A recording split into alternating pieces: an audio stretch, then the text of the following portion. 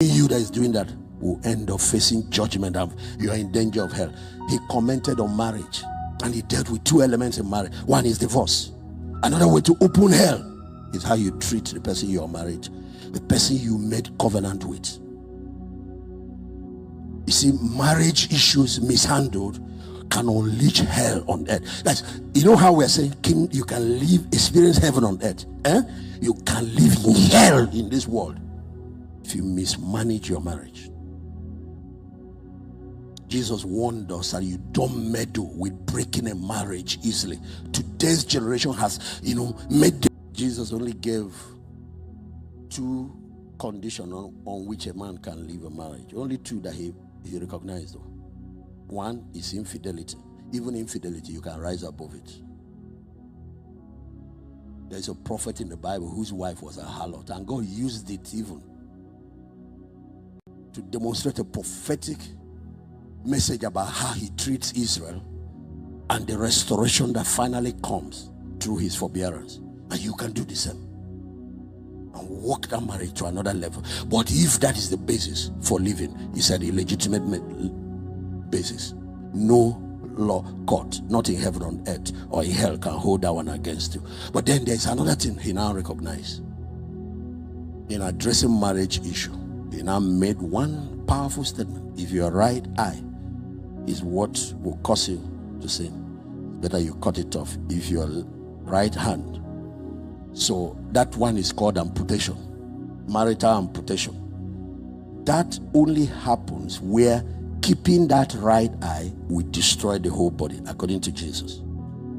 You see what is going on? Operation is the last stage in treatment.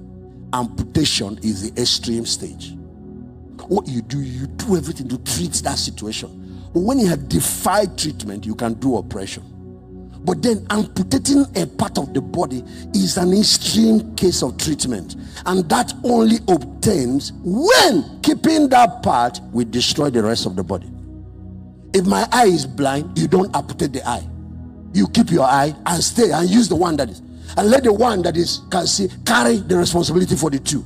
If my leg is paralyzed, you don't amputate the leg. If your spouse has a problem, you don't amputate that spouse. You let one leg support the one that is weak. That's the biblical law of love.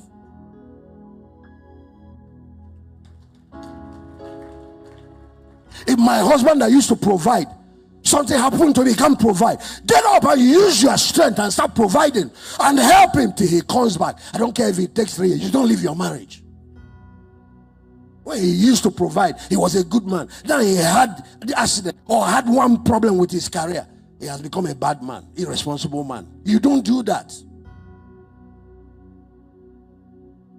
But there is a situation.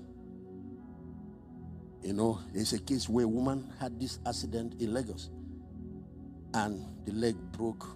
But that part that was damaged by the car broke. They tried to fix it, It was dead. The nerves, blood wasn't going down. From here down, it wasn't going down anymore. So that place started rotting.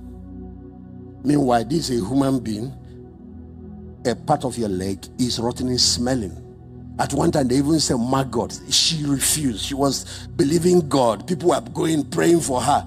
Her leg started smelling until the smell was getting too bad that even the doctors and those people, they have to provide. If you see the way they were putting disinfectants and all that, and they were warning her that you are going to get blood poisoning, get an infection, and you'll be dead.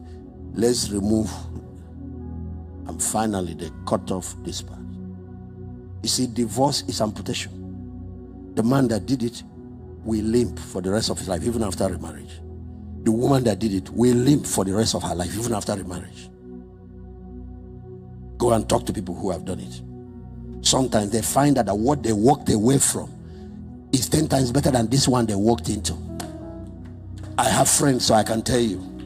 Or one of my friends in South Africa, he said, please, Pastor David, I know you're a good man, but I don't care what type of temptation that ever face you in your future. Please never leave your marriage. You see, this thing is the biggest mistake of my life. As one that will be honest to tell you,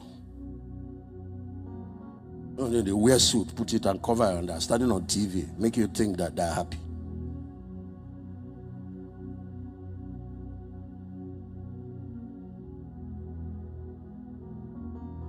It is when keeping that marriage, situation has decayed to the point that it can take your whole life. That's when. That's the only second reason. So there are cases of domestic violence. For example, it's better to be alive instead of killing my daughter for me. It's better let her be single than to be married to you. Oh, there are some things. If you see some things that are going on, some extreme things. And usually the Bible recommends 3 stages before you can separate a marriage. There is a stage where 2 of them must sit. Don't invite anybody. Tackle your issues. Give it time. Healing doesn't happen overnight. There's another stage where he said, bring 1 or 2. And they have to be believers. You can't bring certain children to be advising you on how to. And bring people so you can balance. As a husband, for example, you can't just bring your 2 friends. Apostle, I'm looking at you and Madam, for example. You know that kind of thing. So, you say, Pastor David, come, because Pastor David is your friend. No, I won't be your friend that day. No, balance it, because you want to gain perspective. In marriage, when you are counseling couples, when you are dealing with marriage, never take side. Stand in that place that God will stand and help bring the 2 of them. The ministry of Elijah is turning the heart of the fathers to the children and children to the fathers, and that include the heart of husband back to their wives and wives back to their husband.